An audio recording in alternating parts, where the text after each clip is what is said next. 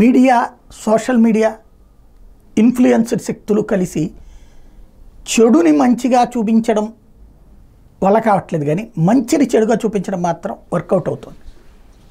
Trump ఆ దేశం కోసమే చూస్తాడు, ఆ దేశం కోసమే కష్టపడతాడు, కానీ అతన్ని రానియడం ఇష్టం లేదు అక్కడ ఉన్నటువంటి మీడియాకి కానీ, సోరోస్ కానీ, ఈ గ్రూప్కి.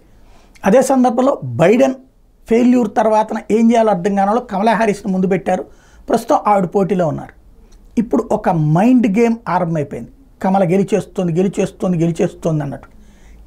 ఇలాంటి ప్రచారమే గతంలో కూడా ఉపయోగపడినటువంటి సందర్భాలు చూసాం.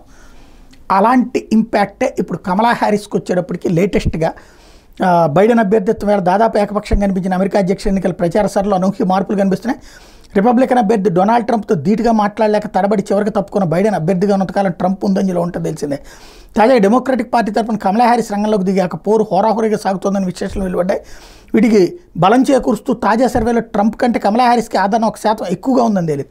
తాజాగా ఆదివారం CBS న్యూస్ యోగవ్ సంస్థ చేపట్టిన సర్వేలో కమల ఆధిక్యం కనబరిచారు. ట్రంప్ అధ్యక్ష పదవిలో మానసికంగా స్థిమితంగా ఆలోచించగలరని 51% మంది, కమల మెరుగ్గా పరిపాలించగలరని 64% మంది చెప్పారంటే క్రమంగా కమలా హ్యారిస్ని గెలిపించేటటువంటి ప్రక్రియ రంగం సిద్ధమైనట్టు కనబడుతుంది.